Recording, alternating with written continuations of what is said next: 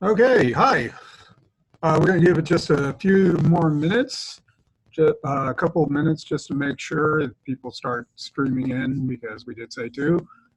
My name is Bruce Douglas. I'm with the Nevada State Library Archives and Public Records. And I want to apologize for the last session. We had some technical difficulties having to do with all kinds of gremlins in our system. And I do apologize for that. And thank you all for your patience. And because of that, we had to combine two modules, Module 2 and Module 3 from the Web Junction. And thank you. I'm glad you see me now. So, earthquake. Anyway, have to adjust the chair. Okay, like I said, we're going to give this about 3 more minutes before we begin. So get yourself comfortable, relaxed, and get your keyboard fingers ready if you don't have a microphone, which some people do, some people don't. And we'll get started in a bit. But in the meantime, let's go ahead and introduce everybody to everyone. Like I said, I'm Bruce Douglas. I am the Nevada State Library Archives Public Records Early Literacy Librarian 3, and welcome.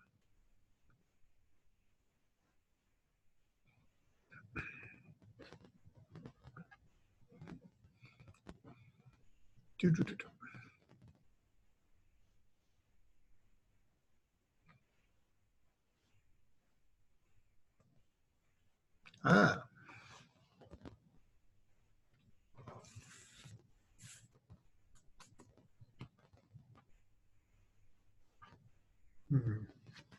Oh, and just to let you know, this session is being recorded.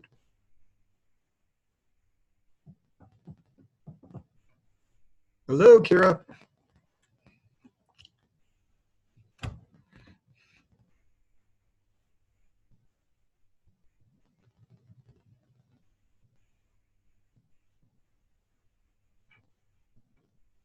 And oh, hey, Jay.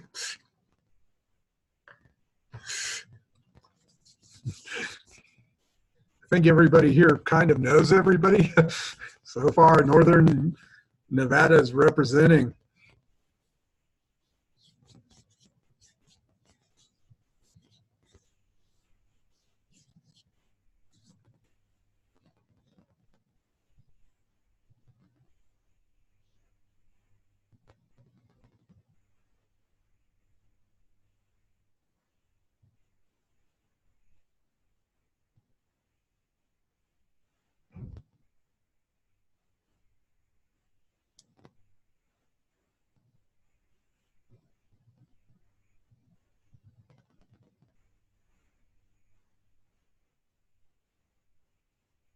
Hello, Maria. I didn't know if are you guys sharing a computer again?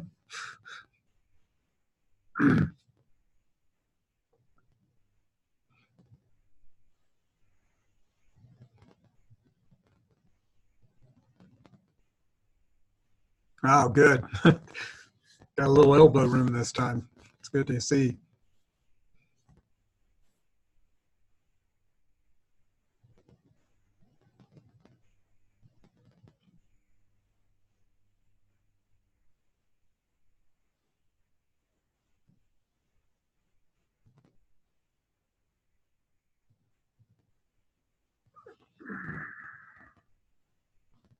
Okay.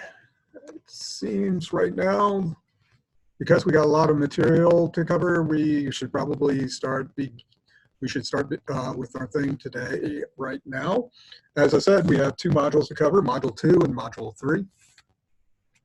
Did everybody hear, before we begin, I do want to say that the best way for this to work is for everybody to type their statements in, and I will read them to you. Try not to, since nobody else is going to be on microphone, that shouldn't be a problem. And I might ask you to elaborate on what you might have typed, and we'll go in a round robin kind of thing if we need to with each individual. I'm stalling for a little bit more time because I want one or two more people to join us, which I'm hoping. But okay, now that that's out of the way, was everybody able to view all of the modules or complete all of the modules 2 and 3?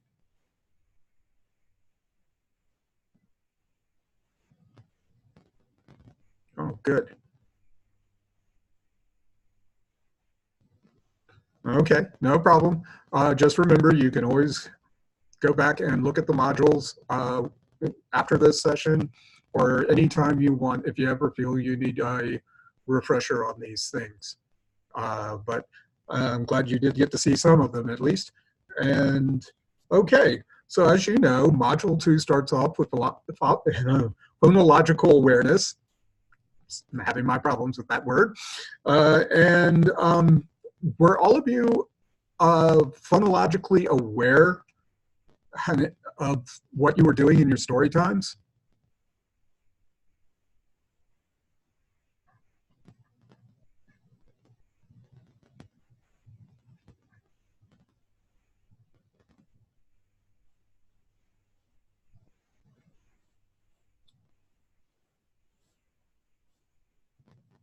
Okay, awesome.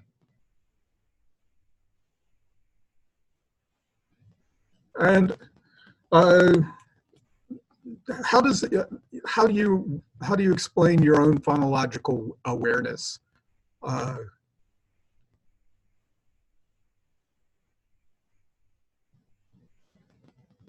I mean, let me be a little bit more specific. What do you do that you immediately said, "Oh, that's what I'm doing already"?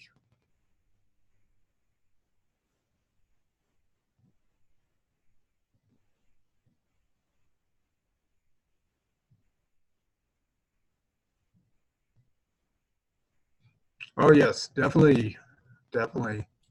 Animal sounds are always something I always like to do in my story times when I was doing them. Hmm. Oh, oh, very good.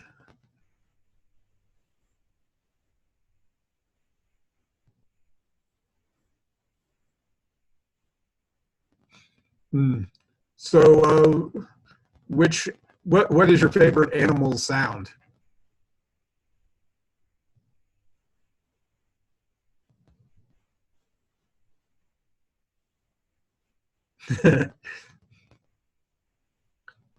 Oh, I like that. Anything that roars.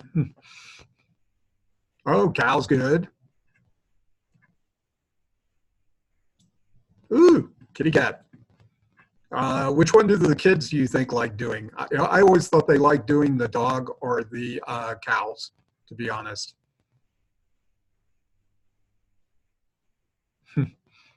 I'm sure they love it. Yeah. Oh, good. Personally, my favorite animal sound is the growl. I've spent many years perfecting it. Okay.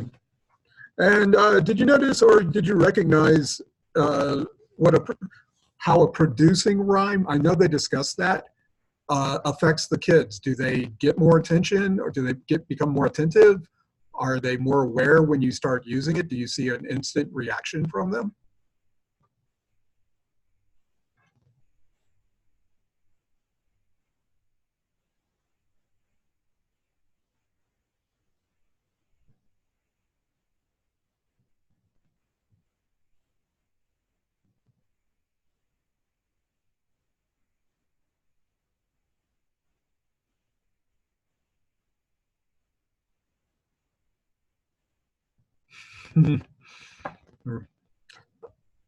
How so, Jay? What kind of tangent? I'm kind of curious now.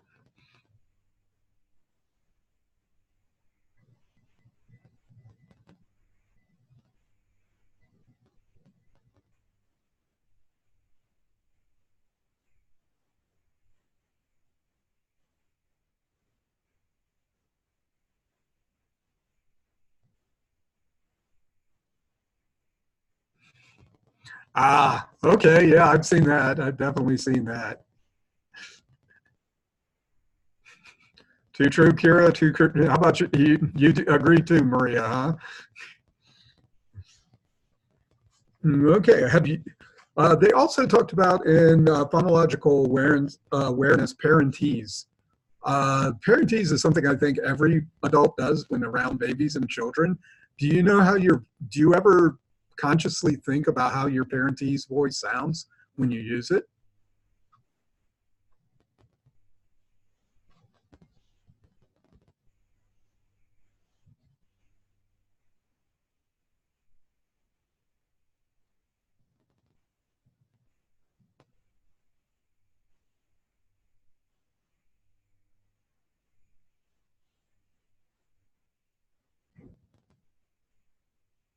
Hmm.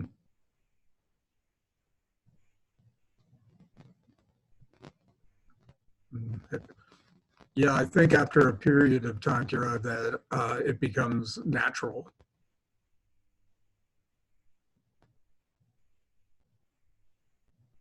Good point. Good point, Jay. I think that's something that was mentioned in the module that it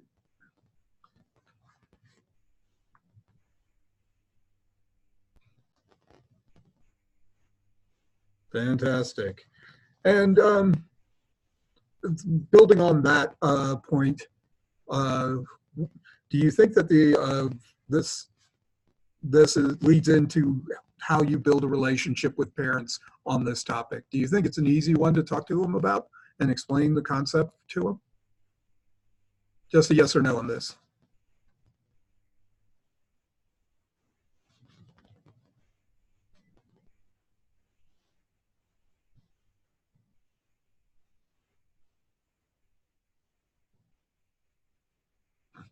Oh, that's true, especially first-time parents.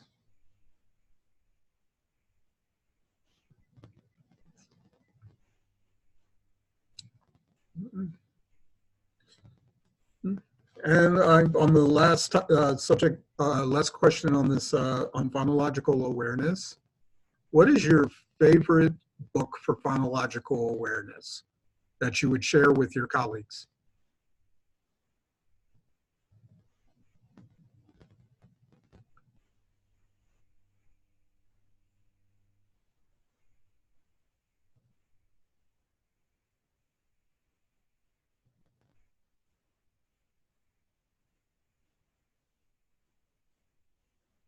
Mm, Sandra Blanton.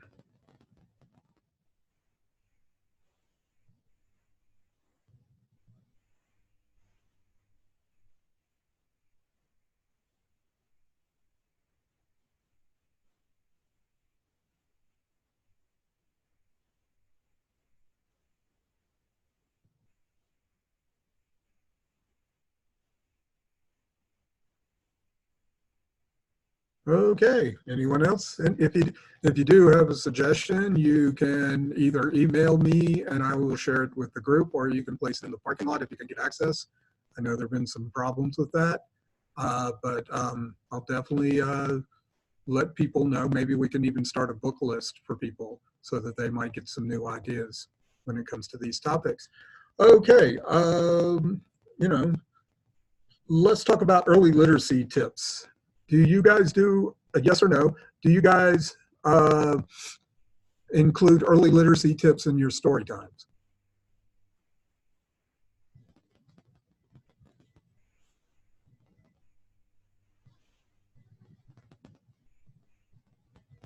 Hmm.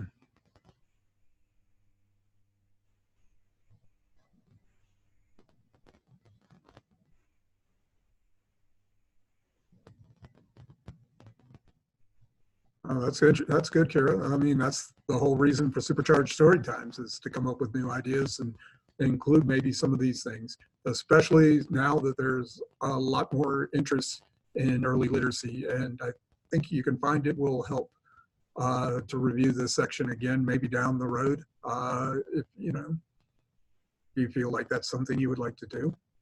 And, and you know,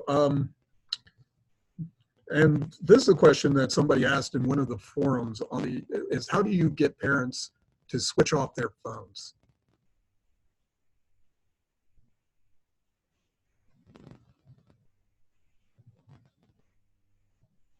during your story time. Sorry.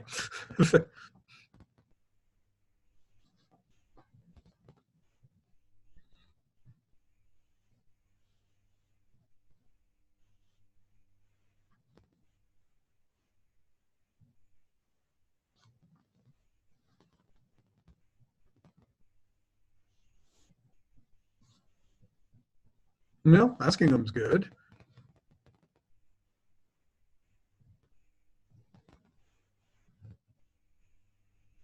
Yes, definitely reiterating the rules that before every story time is a great idea. Um,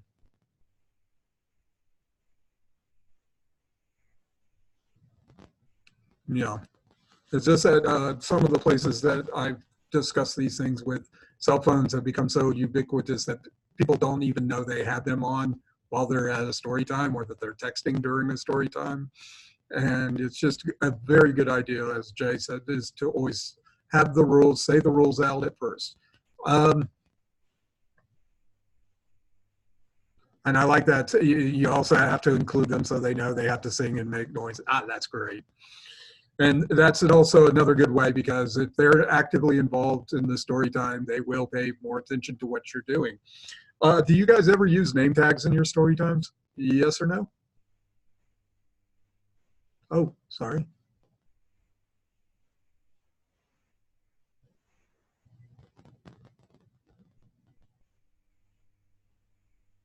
Oh man, that's terrible. I didn't know that, Jay. Ugh.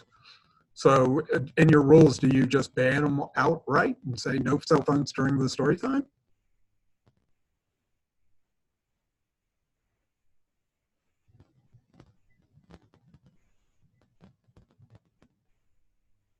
Hmm. Yeah, I can see that too. And about the name tags, do you think you would use the name tags in your story time if you could? If you don't,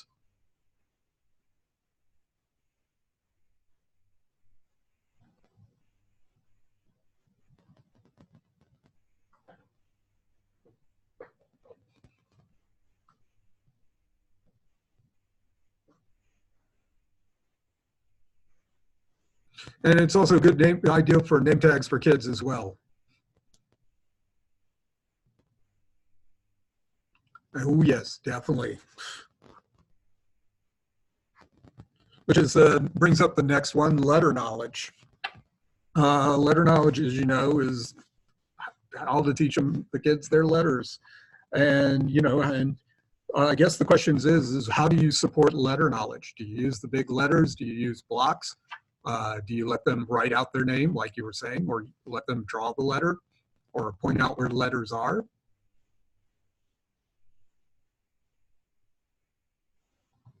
And yeah, Jay, I do think that's a good one. Finding finding letters.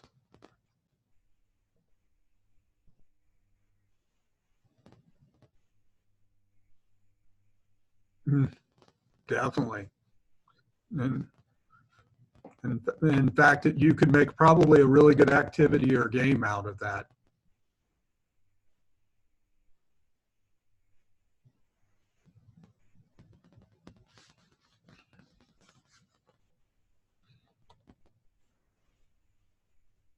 That's some great ideas, guys. I like this.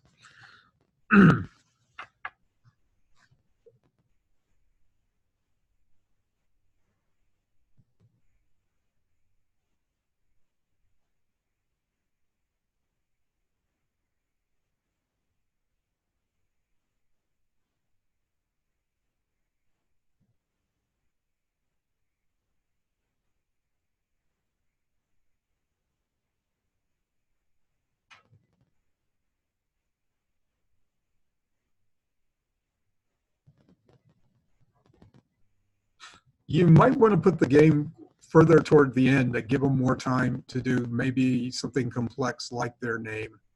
That would be my one of my suggestions, Jay, is uh, give them more time as maybe even as an activity to write it, or maybe at the very beginning, say, can we all write our name and have the parents do it with the kids? Help them trace the name or something like that with their finger after writing it. That's a possibility. The ABC song is always a good one. Top 5.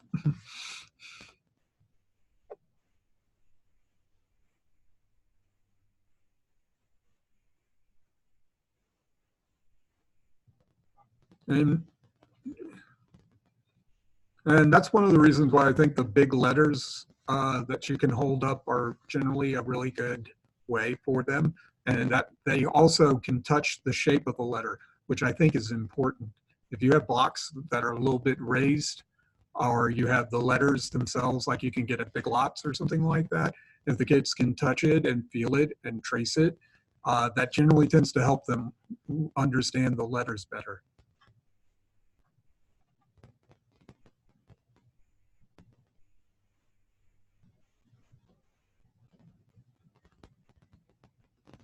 Oh, and just because a kid scribbles doesn't mean it's wrong. It's just they're starting to learn how to do those things. They're imitating their parents. And that's something you might want to discuss with the parents when they complain about it being, well, my kid's just scribbling. You're saying, no, your child's learning how to write. But don't say it like that. Say, oh, but they're learning how to write. They're scribbling left to right, like they're writing their signature or they're writing a letter. And that's also part of a good way for them to look at it.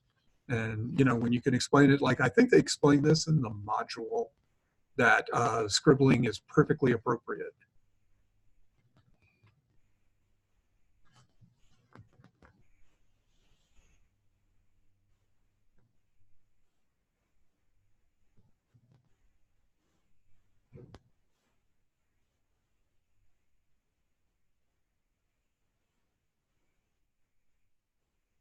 Oh,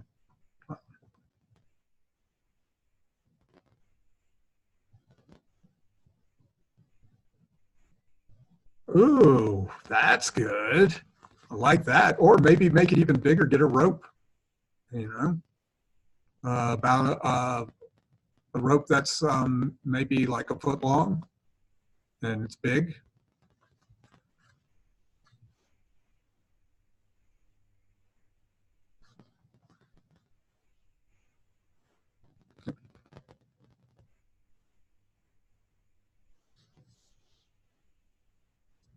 I like that idea, Carol.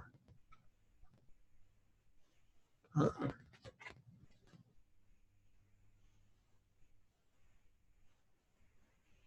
okay. Moving on to module 3. The first thing that they talk about in module 3 is vocabulary. Now, this one is both of those module videos and those is very long, but they're very good, I think. And one of the questions that I have for you guys is rare words. How do you develop your the rare words that you use? And just to clarify what rare words are, is that it's probably words that children haven't heard around the house or haven't been spoken to or used in a sentence. It's just something that would be brand new to the children, not necessarily the parents, but the children.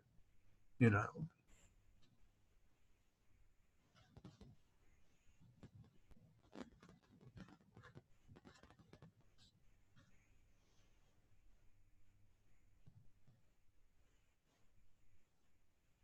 So I guess the question is, are you aware of rare words and how do you use them?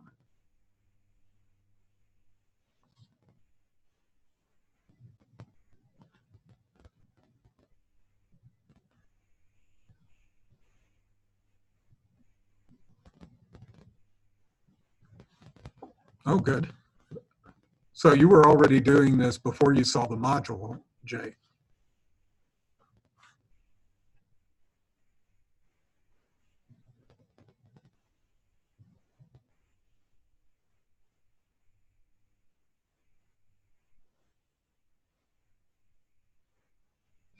Yes, it is. It is definitely good to know what is right. Oh, that was my next question was like, do you read through the whole book before you explain what a rare word is, or do you do it while you're reading in your story time? And I see Kira does that. Oh, okay. Thank you, Jay. I appreciate you being here. We are recording this, so hopefully that'll be available for you soon. And good luck with the digitorium.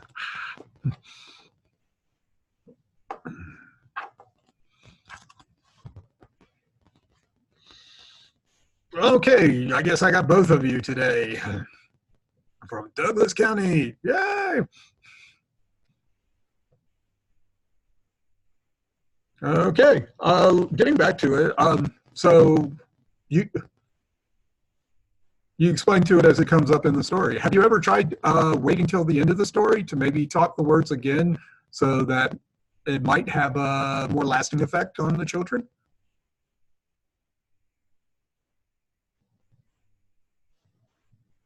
Hmm. It's sort of, yeah, do try that and maybe give us your feedback on the next session. Yeah, and not only that, it might also help with this next question that I have is like, how do you encourage parents to talk to their children?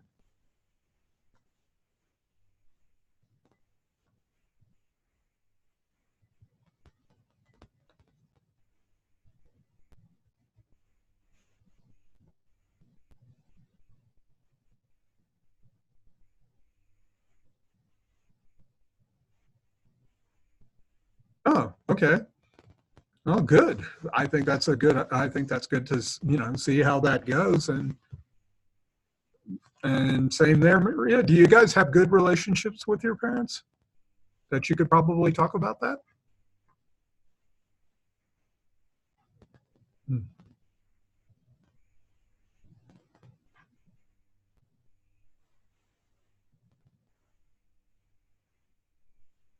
Oh, good. Very good.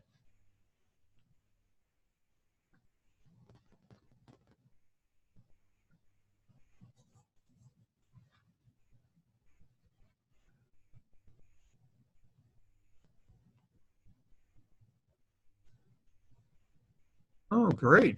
And that's one of the reasons why I'm thinking that maybe if you have the rare words at the end, that you can tell parents that try to use those words in conversations or try to reinforce what they learned in this story. And which brings up another question that I have is, which I wrote down 1 second. Um, they in this book in this section they spoke about uh, connecting other than reading to develop vocabulary. And this was, he talked about using toys, possibly drawing, or other ideas, which you may, anything other than books. How have you guys tried to develop the vocabulary of children? Have you held up a toy and say, what is the shape of this toy? Or what is the color? And, or how do you, what's the texture of something?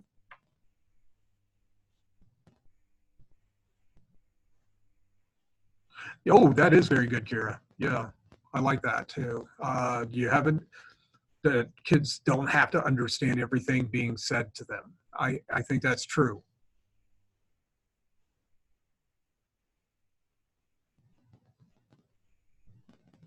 Ah, what about you, Maria?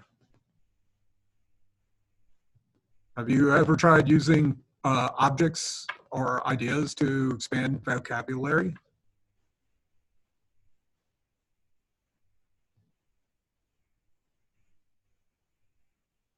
Hmm. Think it's something you might like to try?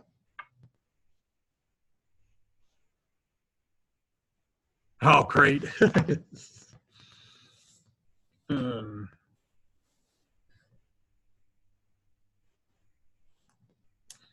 okay. As you, oh, I'm glad you love that idea. I love that idea too. To be honest, I never even thought of that when I was doing story times for little ones. It was just not something that came up, and or it was never shown to me. And I never, but if I had seen it, I think I would have done it forever. If I, it just was something that never occurred to me, and I never saw it in an example. Uh, which is good, which is one of the reasons why I think these modules are so important because they definitely give you new ideas. It's definitely given me new ones. Okay. They talked about, the next section in it was, they talked about background knowledge, which involves conceptual thinking, content knowledge, book knowledge, abstract remembering, sequential order, problem solving, and decision making. Which is a lot. I would really ask you guys to go over this. Again, maybe go over that section down the road a couple of months from now or something. It's pretty detailed, and it explains how background knowledge works, which I think is very valuable when you're dealing with children. The other question I have on, have you ever used the phrase all gone the way they used it in the modules?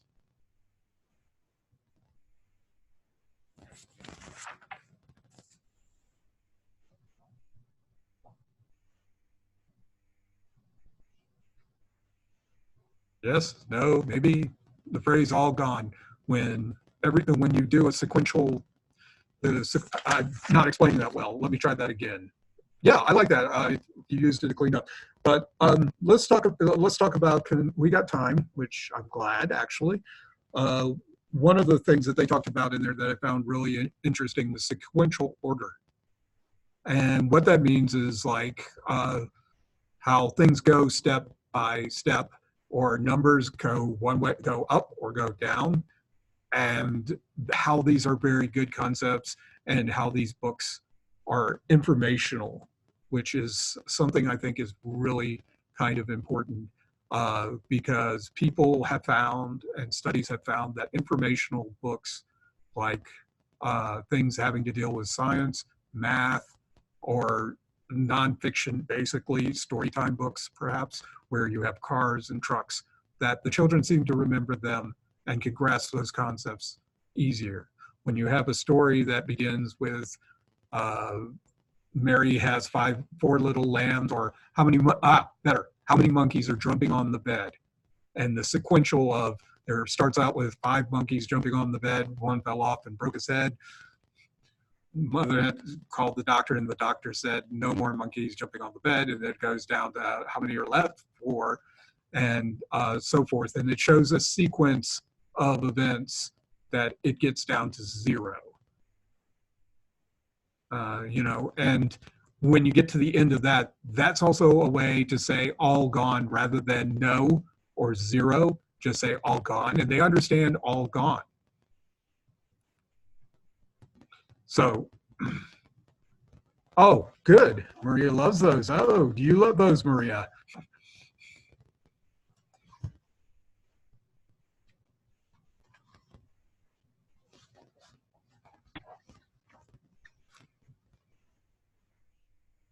Oh, excellent. Excellent. Yeah, those are, I always found those fun when I was a child. It's just sort of like, you know what's coming, and when you learn your numbers, and you learn how to, when you understand things being taken away. Yeah, awesome. Okay, so let's talk about content knowledge with children.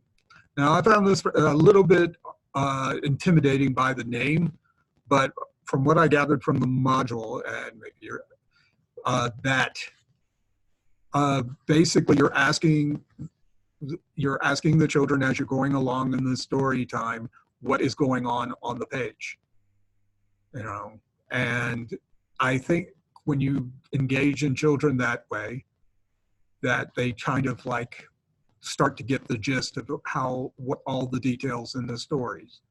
Has anybody done that in their story times? Do you engage them about what's occurring and asking them questions and stuff about what's happening during the story?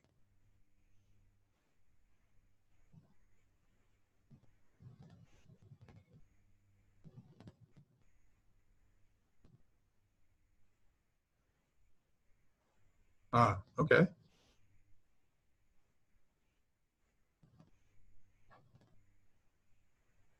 Do you do do you plan on doing that, Maria and Kira, more often or less often? About the same?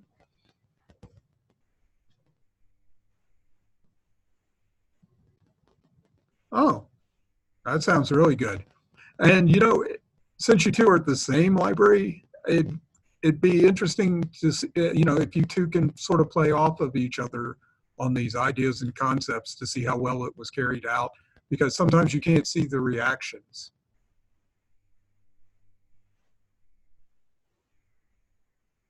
Oh, they did. They really loved it. Oh, that's great. Cool.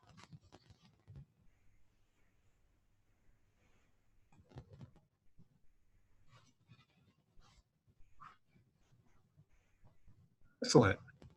Okay. In the module, they also discussed about book knowledge. Did you all understand what they were saying in that part of the module if you viewed it?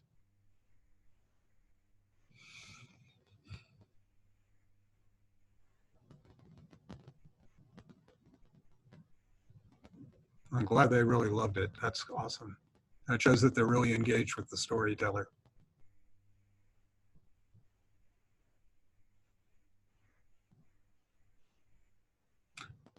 Well, actually, if I'm not wrong, and I might be, I think book knowledge had to do with how the book operated. Uh, yeah, it's like, how the pages work, because it's surprising that sometimes, when you hold it upside down, they go, no, or like, where does it start? How do you see the letters and things like that in the pages? I find one technique to be really good is if you have a child, when you get stuck in a section maybe, or you can't flip the page easily. Yeah, there you go. Is to let one of the children come do that. Ask one of the children, could you come up here and help me flip the page? And which way does the page go? And that's kind of like one of the things that people really, really enjoy. Okay, what was the other one? There was a concept of abstract also discussed in the module. Abstract means, when a kid can see something in it or take something from it and maybe draw another connection with another concept or idea in their own life or something like that. It's a little bit of a hit or miss sometimes, but, when they can relate it to something that they've seen or heard, it can be hilarious. So be prepared when you deal with that concept. I'm not going to ask if you make them draw a connection, but you can simply by saying something like, has anybody ever seen an alligator in real life? And they'll all go, no, or yes. And you go, oh, and what do you think it was like? Or what was it like? And, or, does that place remind you, does the picture remind you of a place you've been? It's just mainly getting them to see connections outside of the story being told. So, that might be a concept. Hey, Mandy, welcome. Everyone say hello to Mandy.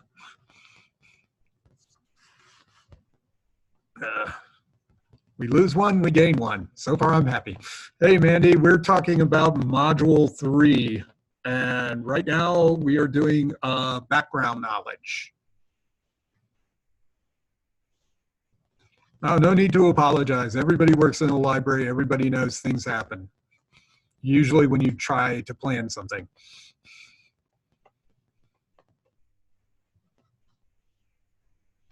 Okay. Anyway, we were just talking about abstract and background knowledge, and now that you've arrived, we're also talking about remembering. And this is a fun thing.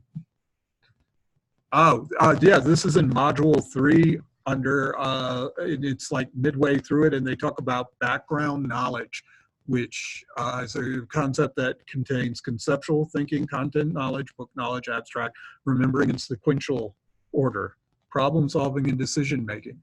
But when you get to, we're on the concept about remembering. And it's not, your timing couldn't have been better or perfect. I know you remembered, so. But when it comes to remembering, how do you get the children engaged in remembering what happened? One technique I do know of is that when you start off a story, uh, that you might want to try to remember what they were wearing or how many parents that the character had, if they had parents, or something in the story that seemed to stand out. And, so when you get like halfway through, you could say, oh, do you remember what he was wearing or she was wearing? And all the way back at the beginning, especially if it's a really poignant point of the story, and it helps them remembering. And the other way to do remembering is to look at a character and go, what's the name of the character? It doesn't have to be like Sherlock Holmes mystery type of things. It's just remembering. And I was wondering, do you guys have any techniques to help them remember so they can work that skill?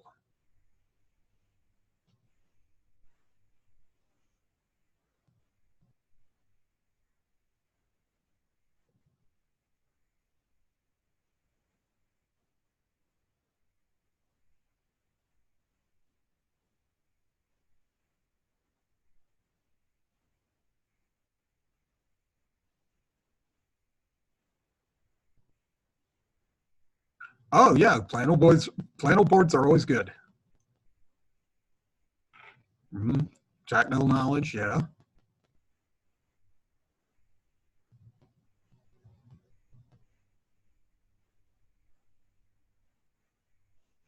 It's also another thing, I think they mentioned this in the module, is that if you can link your one book to another book, and you can go, remember what happened to, let's say, the teddy bear in the first story, and do you think that's going to happen in this story?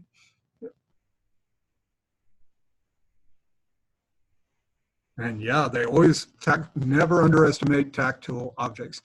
You weren't here for that part, Mandy. We were talking about how to help them remember letters, and I was suggesting blocks or those big cutouts you can get from Big Lots so that they can touch them and feel them.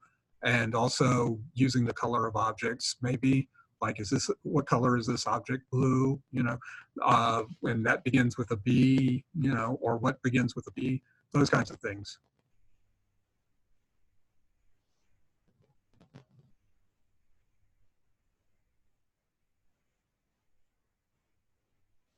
Oh, so you do link them together. That's great.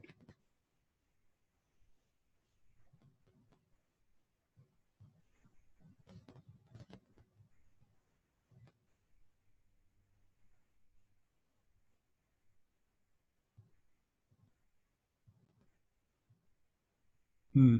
So you do that as well, Maria? That's awesome. And that's kind of a concept that I wasn't aware of when I began story times, but I naturally picked up on later, the more experience that I gained.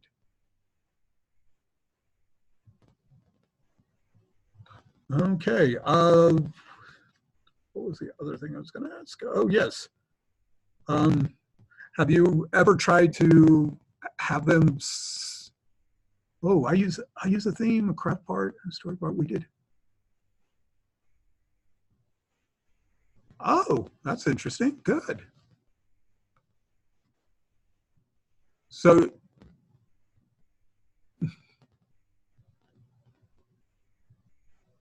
oh, thank you for that.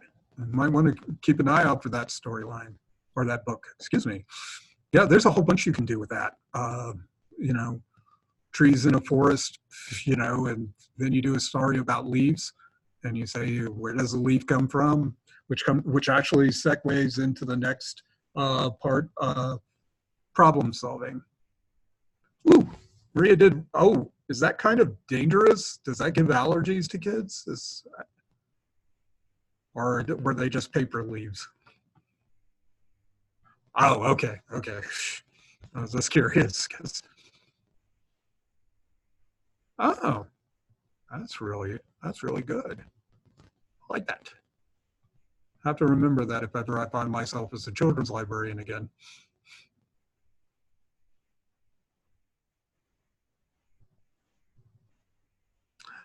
Just be sure that those fake leaves are are sanitized, washed, or whatever, because sometimes there might be a chemical on there that might not be good for the kids. But yeah, I like that too. Yeah, we always have to be thinking of the "you got to be kidding me" moments. Good suggestion, Mandy. Love that. And which comes to the other, like I said, the segues pretty well into problem solving. How do you guys do your story times that involve problem solving, or do you do them in your story times?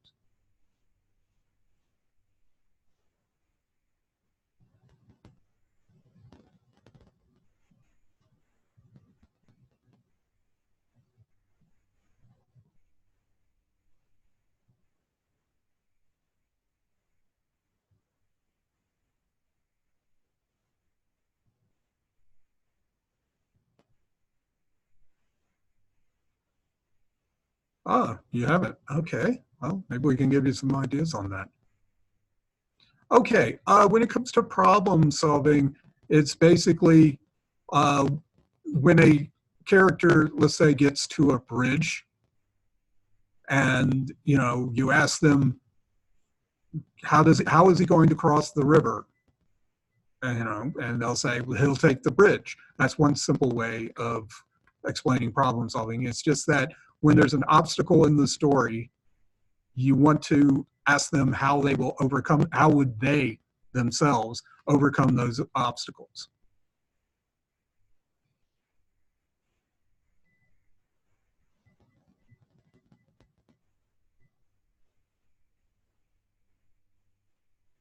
And the other, what was it?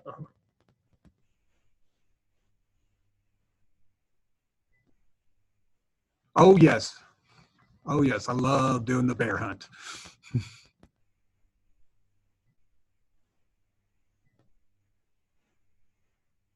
But the other thing is in problem solving is basically when you ask them what do you think is going to happen next. That's a part of problem solving. So when you get to the payoff of maybe there's two new baby bear cubs, and you're asking them what's in the cave, and you were asking them for that's kind of a problem solving when they have to use their mind to go into the cave and see what's in the cave. It's like the end product of the problem. Other problem solving things is just sort of like, what are you going to do? How do you go through a door? Those are, some, and of course they have the factual ones where you say you have you have two of something, you add two more, how many does that make? When you're using the factual story times. By the way, I know you weren't here for this, Mandy, but factual stories are basically nonfiction stories that involve cars, objects, things like that, rather than a made up storyline, in case you weren't aware of the concept. Oh, yeah. Doghouse? Mm-hmm. It's just, so, yeah, these are things you might want to keep in mind when doing your story times. And I think I have, wait, sorry, 1 second. And I guess the last part on this is comes to decision making. Do you ever ask the children what would they do? Is this right? Yeah, or not necessarily is this right? Is what do do you want to move? Do you want to proceed? You giving them a choice to ponder and make a decision on. Have you guys used those in your story times when you're asking the kids to make a decision? It can be a yes, no, or you can expand on that. That's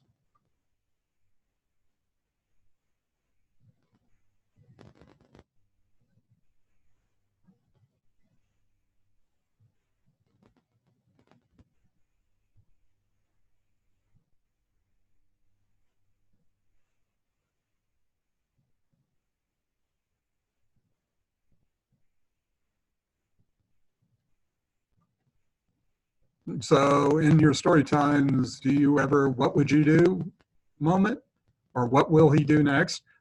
You know, when it comes to decisions.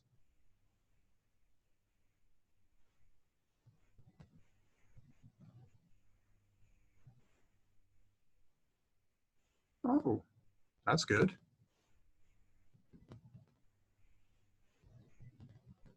Another way of doing decision making is to give them the option of two things to do in an activity. Like one may want to color, the other may want to draw.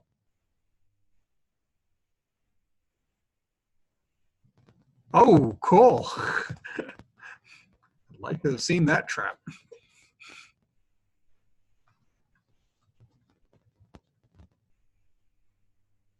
That's it. And by the way, that might be a good one for you guys. Kira's just given a wonderful idea of possible future story time craft. We're going to make a leprechaun trap and see what they come up with.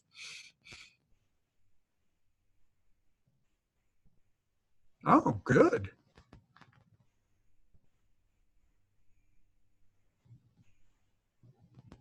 Awesome. Just another suggestion for decision making. Maybe let them choose the book that you'll read out loud out of a choice of three or four.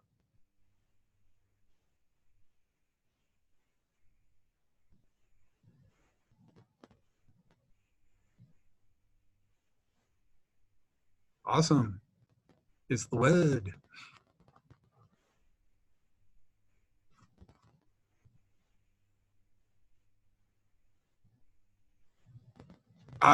Well, yes, that might be a problem. So maybe figure out a way and let us know how you would do it in probably our next session or next module discussion.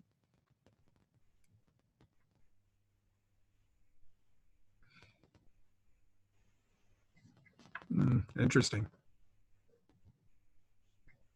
Well, or maybe you could do a show of hands to choose the book, or say how many want this book and let them voice that and voice vote or something.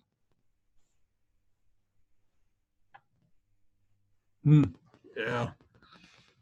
Okay, and to wrap up this section, content knowledge. And we're going to get back to the concept of factual books. Do you ever aim your stories at factual books? Factual books being books about that have maybe a STEM or STEAM approach, about cars, houses being built, numbers, stories that involve adding and subtracting. Uh, okay.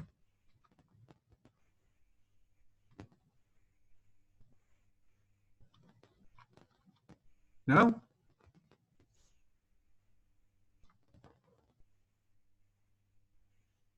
Oh, that's really cool. I like that. Yes, that does count because that involves a little bit of engineering. It's showing and that's also sequential, because I'm pretty sure you start out with the wheels, the chassis, and there's a step-by-step kind of process. So yeah, a hot rod hamster. I never heard of that book.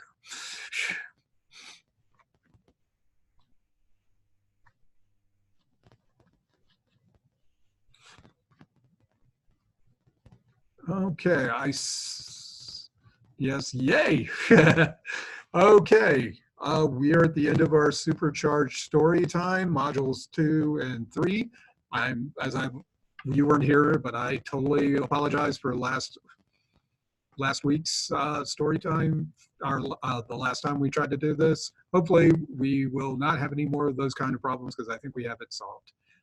This is being recorded, and I will send you all the link in case you missed this or you arrived late. There are a couple of people who didn't show up today, but that's to be expected. And you guys were wonderful and great. Give yourself a big popcorn applause.